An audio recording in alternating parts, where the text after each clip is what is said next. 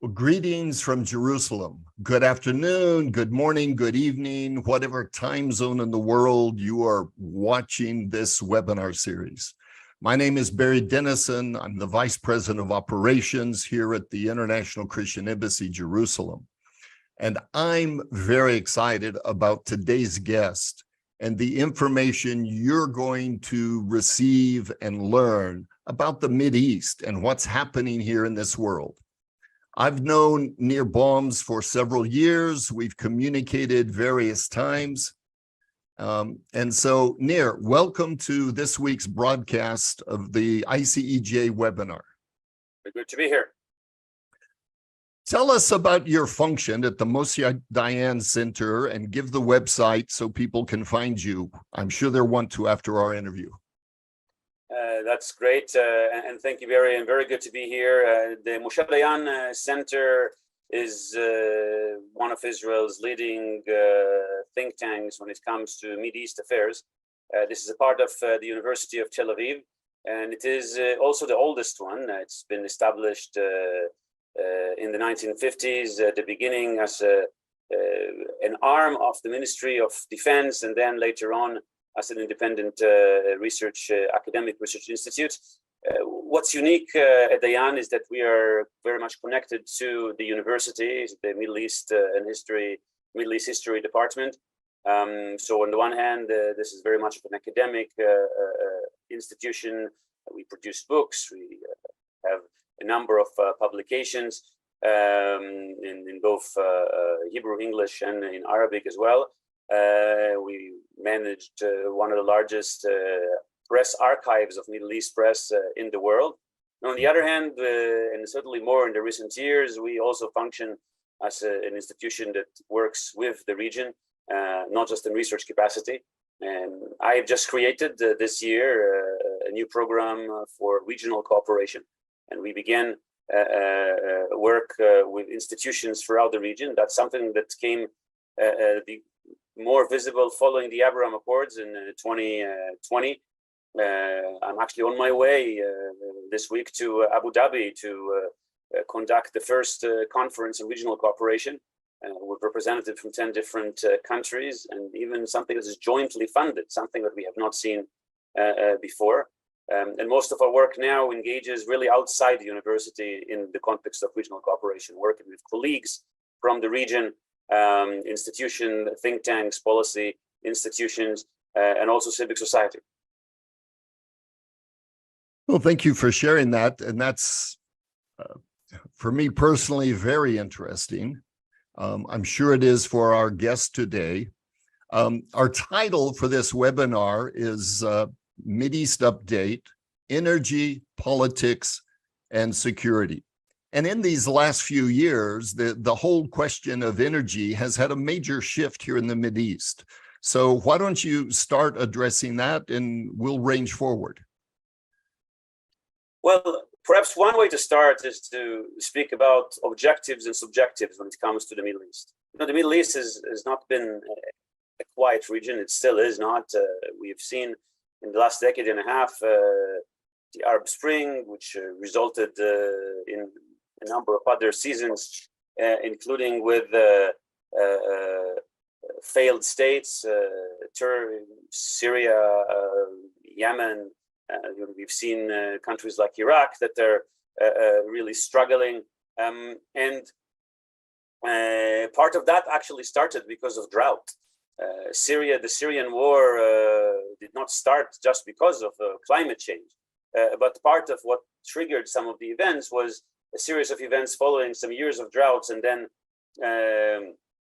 people, hundreds of thousands of them, had to leave their villages, move into the cities. The country did not have an answer for them or solutions for them, and that's one of the things that prompted some of the unrest that afterwards developed into the Syrian war. More recently, when we speak about Ukraine, we've seen a whole energy crisis in Europe. Of course, the Middle East had seen that for quite some time. You still have cities, including major cities, that has only between 2 and 4 hours of electricity in an average home per day, and they still rely on generators and sometimes other sources, or really on a whole different lifestyle that I think for a Western context we're not familiar with. Yes. Energy has been important also because this has been the source of income for many of the richer countries, and who have now gradually been trying to move sort of beyond this. And we've seen certainly there for the American viewers, they remember the dynamics between the US and the oil producing countries in an attempt to try to bring the gas prices down. And we have had gas discoveries here. That's certainly very relevant to Israel, but more recently also to Lebanon and to Egypt. And now this is moving again beyond oil. And then the issues of how are we going to move some of these gas to other places. And we're trying to move them to Europe. And the Turks stand in the middle and says, well, you know, we want it in our part, and we have some issues with Cyprus and Greece, and we don't allow you to do the East Mediterranean. And all of that is energy-related conflict. So energy becomes important because this is a source of livelihood, but it's also a source of potential collaboration. There is an understanding here. This is why I began with objectives and subjectives. The objective challenges that involve climate change, that involves energy, are issues that needs to be dealt with. The subjective ones involve in ideology, extremism, all the radical factions that operate in the Middle East, the terrorist groups that have been dominating some of the politics. They're the ones who destroy the pipelines. They're the ones who destroy other things as well. Yes. And the Abraham Accords and the idea of having regional cooperation, which includes, for example, some solutions in the realm of energy as well, are about let's try to be pragmatic and deal with the objectives and try to find ways to distance the subjectives, the ideologues, the extremists, because they're not going to improve the livelihood of people in the region and in the Middle East. And all of that is now an incentive for the more pragmatic partners to potentially come together. And that's the broader context of the whole energy debates in the Middle East.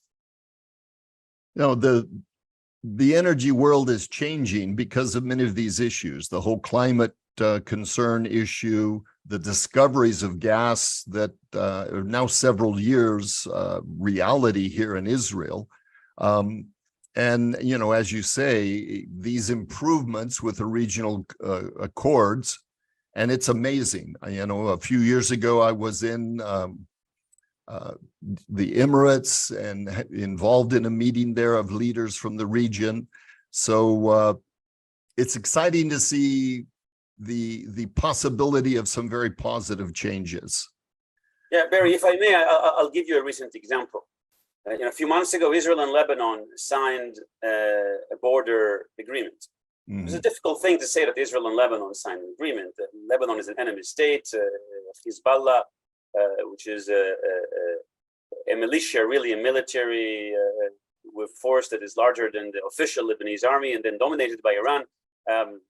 They're dominating much of the Lebanese politics. It was very difficult to have an arrangement with them. And of course, this agreement was signed in a very awkward way, so it's not going to be a direct agreement. But why was it signed? Lebanon needs this agreement more than Israel. This is a maritime agreement. Yes. That codifies the maritime border. Israel and Lebanon do not have a recognized border in the context of the two countries. Lebanon does not recognize the UN decision regarding the border. But Lebanon also has gas fields. And these gas fields are never going to be developed if there is still a border dispute. And so Lebanon needs this agreement in a way more than Israel. And now, if there's going to be a combination of the Lebanese fields and the Israeli fields, and now you have enough gas to potentially export through a pipeline that potentially can go to Turkey and to Europe, there are different scenarios there as well, then we can see something very interesting that can bring some prosperity, certainly to Lebanon that very much needs it, but also that can be a peg of creating some degree of stability, because now you have different parties with interests to actually, in this context, Israel and Lebanon potentially using the same pipeline to export gas. That is a way in where the energy politics can actually pave a way to stability. This is very much still a vision. I'm not yet sure if it's going to be implemented. It's certainly not very soon. Lebanon is a very tough case really mainly because of the involvement of Hezbollah, again, dominated by Iran. But if you're looking at the pragmatics of this, then that's the direction that the more moderate, pragmatic players in the Middle East, including the colleagues that you have mentioned in the Gulf, that's the direction they're trying to pursue. Yeah, excellent. Well, let me shift gears a little bit. And recently we've seen some political changes, political instability, restability. I mean, you mentioned briefly Syria has been in a state of political instability, civil chaos for a little over a decade now. We recently saw elections in Turkey, and as a layperson observing, I think there was some surprise that it came to a runoff. Talk about what's happening politically in the region and how that can add to or detract from stability and cooperation. Well, the region is now in the recovery phase following over a decade of something that started as the Arab Spring, that I mentioned before, and that develops to be one of the most difficult decades that the Middle East had seen. The Middle East has been a relatively stable region politically. You know, for the 4 decades prior, sure, we have seen a number of wars. Israel had seen them, but we've seen a degree of stability because we've had people like Gaddafi, like Mubarak, like Hafez, and then Bashar al-Assad in Syria. You had these dictators, monarchs, royals who have been there and embodied sort of the past and the future of their countries. All of that began to collapse with the Arab Spring that had, for a time, began to create some sort of a domino effect. And in some ways, Syria has been kind of the last standing. Bashar al-Assad had remained, but that's not the Syria that we knew. And just because you've asked about this, and then again, and just to give kind of a layman version for a second, Syria, which was a country of 23 million Syrians, about 12% of them Alawites, who are actually the ones controlling the country. If you take then 12 years forward since the beginning of the war, you see a very different Syria. First of all, there are probably between 16 and 17 million, perhaps even less, Syrians now. About 7 million Syrians, mostly Sunni, by the way, had found themselves out of the country as refugees. A similar number found themselves refugees within their own countries. And when you're looking at the territory that Bashar al-Assad, the president of Syria, controls, it's around, let's say, 2/3 of the country.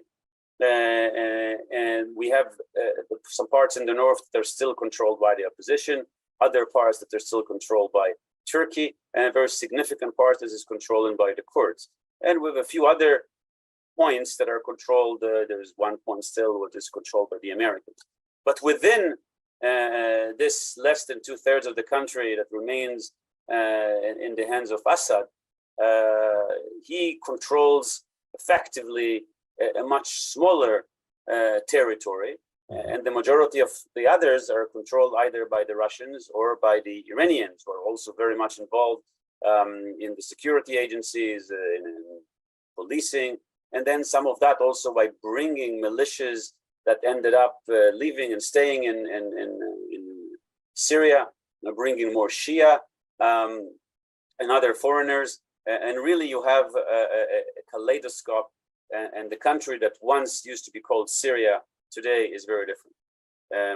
In Turkey, the situation is different. You actually have a degree of stability still kept, but you have Erdogan, President Erdogan, really changing course, in a way trying to come back to the same policies he advocated for over 20 years ago, with minimum conflicts with the neighbors, trying to look at Turkey as a more friendly country that is able to create relations with others, and then following a very difficult decade and a half of relations with Israel, also rapprochement. But this is not just with Israel.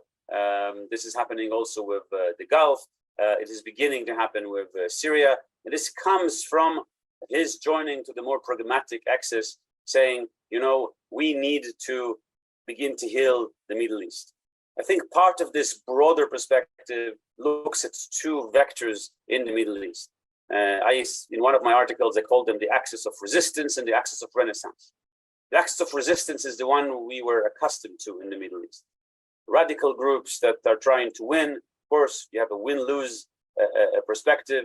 We need to fight, we need to win, we need to conquer, sometimes at any cost. We've seen this groups like the Islamic State, ISIS, the most radical of all. Remember those horrifying pictures of what we had seen with the orange cages and with so many atrocities. On the other side, you have the camp led by the pragmatists, certainly with the more assertive leadership of the Gulf, saying, look, we need to begin to heal the Middle East. We cannot, we have to actually actively work against these radicals. These are actually the main enemies. And we need to create a win-win scenario. And part of that is we need to begin to engage the partners in the region, including Israel, which is what is the context that eventually also helped the Abraham Accords. Excellent, excellent. While we're on the concept, the topic of politics, the Abraham Accords, what do you see as a possible or even probable future of advancement of that accords, other nations that there may be dialogue that may become a part of that? So I've been engaged in this type of dialogue for over a decade and a half. You and I have met in the context of the work in Syria, and sometimes I mentioned that since 1948, when Israel was established until the beginning of the war, you can count perhaps on one hand the number of Syrians who've ever been to Israel, and I can count on many more hands the number of Syrian guests I had for Shabbat dinner in the last decade. And I can add to that colleagues and friends from Saudi, from Sudan, from Iran, from a number of other countries. That's part of the engagement. This is, of course, very anecdotal, but it's also to say that we are speaking. I just mentioned that this week I'm heading to Abu Dhabi to a conference with colleagues from 10 different countries, and now we can do it more publicly, including with countries with whom we do not have diplomatic relations. It's an important point. I very much hope that the Abraham Accords will continue to expand, but I also don't think this is the right and the most important goal or even question. The Abraham Accord is one framework involving a particular sequence of countries that has happened in a certain political context. Many things have happened following the Abraham Accords. Our planes are able to fly now above Saudi Arabia and above Oman. We've had meetings, some of them were public. Of course, there are many who were not public, with many other countries. And we've seen some reports about some of the public meetings with some other countries. There are 10 different countries that the Israeli Foreign Ministry defines as sort of countries that are target for further engagements. We have seen Turkmenistan renewing relations. We've seen some other embassies. And I'm quite convinced that if and when the Saudis will end up also renewing relationship, they're not going to call it the Abraham Accords. Yes. And so in my thinking, it's important to advance the process of dialogue in the region. It's important to advance the progress that we have in different arrangements. It's not an all or nothing formula. We are talking about the axis of renaissance. Israel needs to be part of it. Israel needs to engage and contribute. And we also need to show eventually to the average person from Jordan, from Morocco, from the Gulf, of course, our Palestinian neighbors, extremely important as well, that this partnership agenda actually helps improve their lives. We need to show that we're able to work together to create a better Middle East, to bring the people on board, that we need to abandon the old ways of conflict and resistance and move to a more of a win-win formula that focuses on pragmatism and improving one's life here in the region. It's going to take some time, but these examples and some of the progress we've seen show that we have at least a camp of people that's willing to work with us on these issues. This is not yet the majority. We are very far away from convincing everyone. There's still enough radicalization. We'll have more conversations in the future on news that are not so positive. But we have a core of people and certainly brave leaders who understand that this is the direction we need to pursue.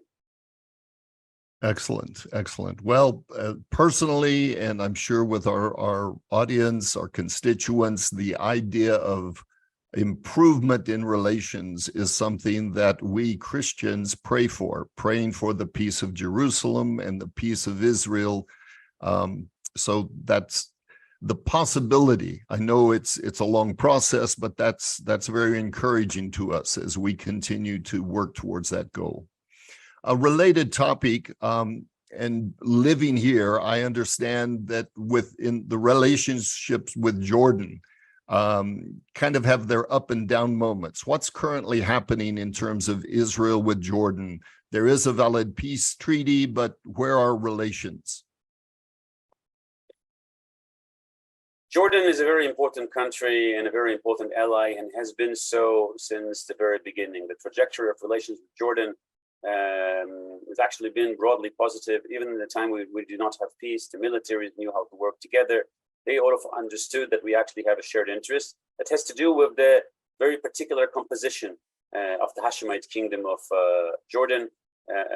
Jordan is a diverse country, and it has different populations that have emerged from actually a common past. For us, we have to remember that back in the old days, some of the Israelite kingdom actually resided in Jordan of today. When I take my students to tours in Jordan, I go to show them how our histories are so very much connected. The Nabateans were in Jordan, and in Israel of today, it was in many ways sort of the same kingdom. And the relationship we've had with the Hashemites were always very, very good. However, the majority of the population of Jordan is of Palestinian descent, and that's often creates more tensions because the Palestinian file is of course not yet sorted. Every time when there are tensions with the Palestinians and over the Temple Mount, and Jordanians are also the custodians of this important site, we've seen additional tensions. Sometimes from the perspective of this government, there were mistakes that were made. And the Jordanian kingdom is trying to always calm things down. They do not want to use these types of dynamics as an attempt, as a reason for further confrontations. But the Palestinian dimension is there. We've had just a few weeks ago a very difficult example where a Jordanian member of parliament was caught in the border with no less than 150 guns and 2 machine guns and lots of money and gold that was not going to charity. And eventually he's now in prison. We had just last week a Jordanian member of parliament taking the stand and praising Mohammed Salah, the terrorist that killed 3 Israeli soldiers who came from Egypt, an Egyptian officer. Yes. And of course, this is not the official position of the king, but you see that sentiment. You see books like the Protocols of the Elders of Zion, or even Mein Kampf in Jordan, unfortunately, very often. Part of what is tried to be done is to show that the partnership agenda again works. Israel provides water to Jordan. Many Jordanians may not know that if Israel would not do it, they may not have waters in their faucets. We're trying now to work on 2 other big projects with our partners in the Gulf. One of them is to create an energy facility, solar energy, that will also be connected to water. So there's going to be water coming from Israel, energy coming from Jordan through a solar facility in the desert, and then again creating this exchange and a win-win. And then another important project, which is the Jordan Gateway, an area in the north that's going to be accessible to work also from Israel, and will be a free zone and will bring additional factories and manufacturing that can afterwards come from Israel, back to other parts of the world. and that can create sort of economic cooperation. It's important that we'll succeed. Eventually, these agreements and the idea of the cooperation agenda will succeed when we'll be able to show the average person in Jordan or anywhere else that we've done something good to improve their lives. Yes. Easier said than done, and in order to do that, you need the innovation, you need the support. You also need to convince the governments to move forward and overcome still the axis of resistance that constantly puts obstacles in the way of these very important initiatives. Well, this is all very interesting, and I love your terminology, the axis of resistance and the axis of renaissance.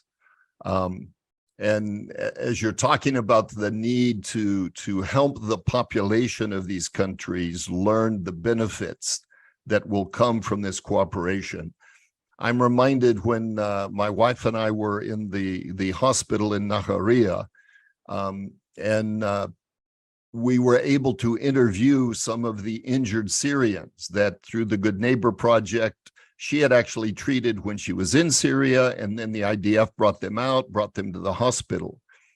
And one of the statements that struck me, and to me, it kind of epitomizes what you're saying. This Syrian man in his mid-30s, through an interpreter, was saying, my whole life, I was taught that the Jews and the Christians are my enemies and want to kill me. Today, I know that I would be dead if it were not for the Jews and Christians, that they are our friends. And that change of sentiment is what I hear you talking about in a less acute, less critical than war and life and death, but that kind of benefit. So again, I find this very encouraging. Shifting just a little bit, you made reference, and I'm not sure how much our audience and constituents are aware of what occurred on the border with Egypt. Maybe you could describe that, since you referenced the Jordanian parliamentarian praising that, and give us a brief update on the political status in Egypt and Egypt vis-a-vis Israel.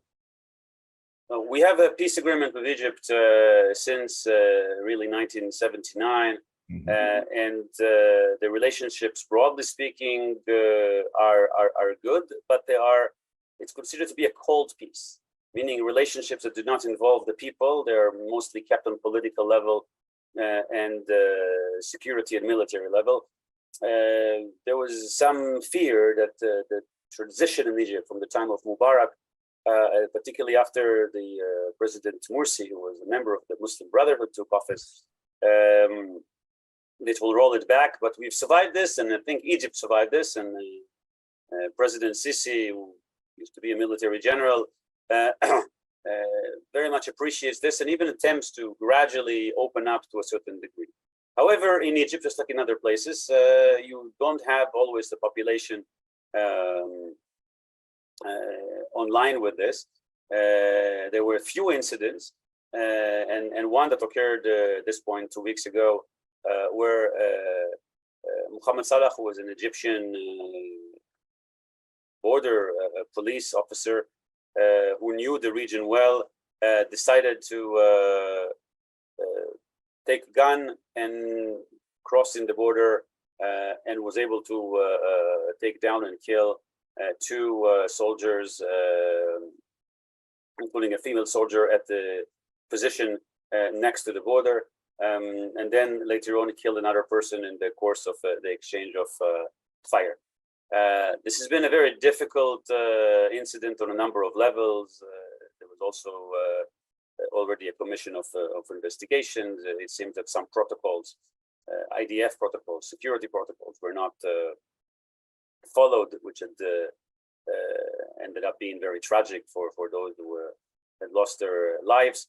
But it's also, of course, just the perspective that an official in uniform would take a weapon given by the country and go and do something like this. It's been very difficult. Of course, as usual, lessons will be learned. That's not going to help much for the families of those who had just lost their lives. That's not an event that changes our relations with Egypt, but this is another reminder that even when we have an agreement with the leadership of a given country, it doesn't mean the people are behind it. The real work is still above us, in front of us. We have a lot of work to do to convince the people that this idea of partnership is the right idea, that we can be friends, as you said before. I've had many conversations with Syrians, and I've heard the other parts of it. It's not just that the Arabs were the ones who are killing us, and the Jews are the ones who are treating us and saving our lives. And at some point, we realize that when we look at this axis of Renaissance, those who believe in the agenda of partnerships are not Jews on the one hand or Christians along with them and Muslims on the other. Yes. We actually have radical Jews and radical Muslims and radical Christians. Yes. And we have people who believe that we need to work together, who are also Jews, Muslims, and Christians willing to work together, and understanding that this is really not a religious or an ethnic type of line, but really an ideological one. Absolutely. Complete agreement there. Jumping back to when you talked about energy, you briefly mentioned the natural gas and the possibility of Egypt benefiting. What's happening there? What's the prospective future there? So at this point, Israel is able to produce about 1,000 billion cubic tons of gas. It's an important, it's a significant number. We may be able to produce more. Numbers that covers our consumption with some ability of exporting it. Of course, gas became a hot commodity following the Ukrainian crisis. Israel does not know how to liquidify the gas in order to bring it. And actually what Israel does is bring it to Egypt, and then it is done there, and then it moves to Europe.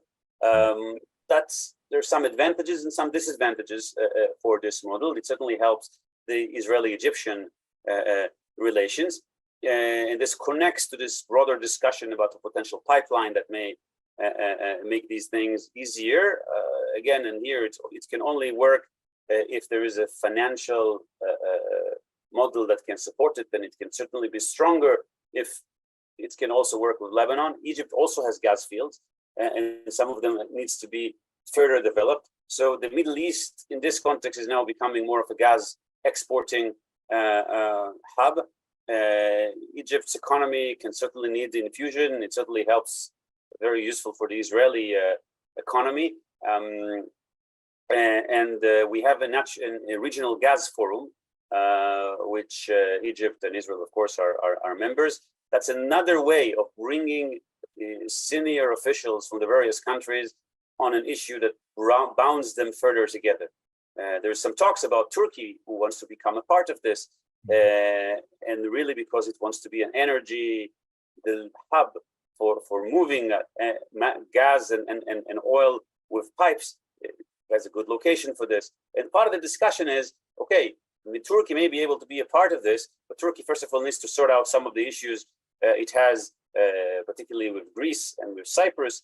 And it may be that the energy impetus will actually serve as the potential gate for doing something very different politically, just because it's an interest, because it's a win-win. Turkey very much wants to be a part of it.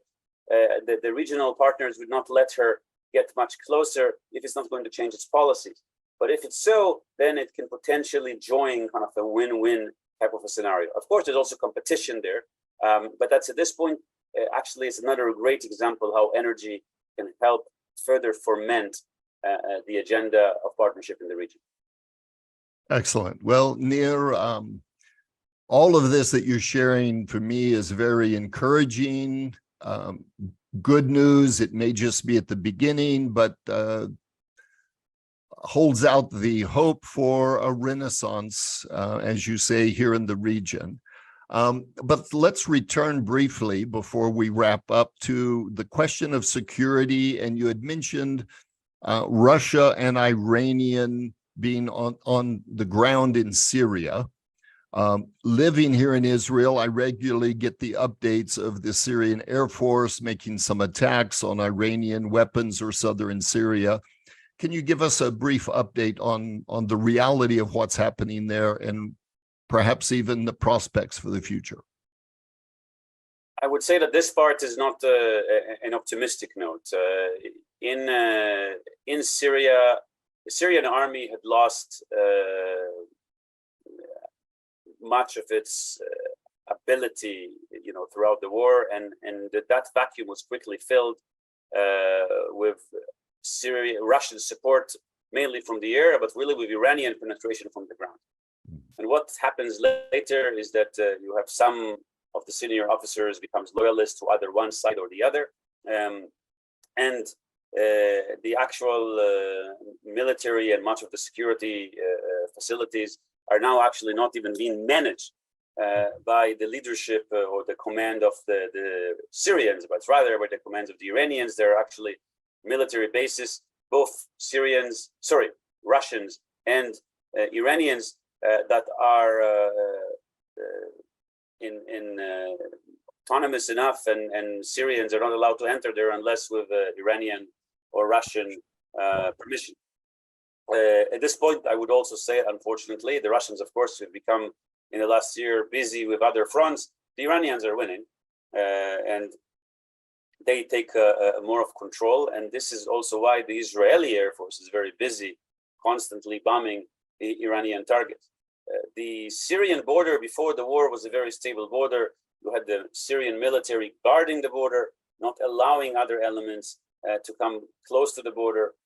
What we've seen throughout the war is that other elements, including Hezbollah, like Hezbollah Syria and other militias, came, and the border in Lebanon today seems actually much more similar to the border in Syria, with elements not controlled by the country that are there very close to us. That's certainly a course of concern, a course of friction, and Israel actually is engaged in active war with Iranian forces on Syrian soil. We once every month or so we hear a report about Iranian military officers or Quds Brigade officers that were actually killed in an Israeli attack. What are they doing there? They're fighting. They're managing forces. Israel is fighting directly with Iran for actually close to 8 years. The first time we've killed an Iranian general, Mehdadi, was in September of 2015. Wow. Well, to our friends out there, as you can see, the Mideast remains a region of vast potential, and yet the potential of vast conflict, in some areas an intense conflict.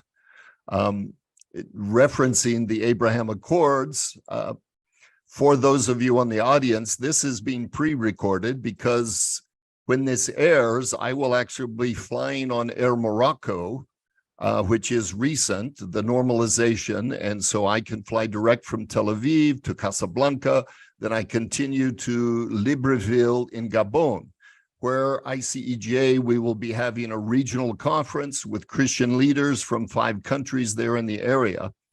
And that's a much easier way for me to get to Gabon than was previously. So Nir, I want to thank you very much for this update. Hope to have you back when it's an actual live, and perhaps our audience can post their questions and we can delve into some more questions. Your website is Nir Boms, NIRBOMS.com. And it's an excellent resource tool. So thank you, Nir, and thank you all of you who are participating, watching this website, and let us all remember to pray for the peace of Israel and the peace of this whole region at this crucial time. God bless you. Thank you. Greetings from Jerusalem. Shalom. Thank you for joining us today. We'll see you next Thursday at 4 p.m. Be sure to subscribe and follow us on our social media pages for more exclusive ICEJ content.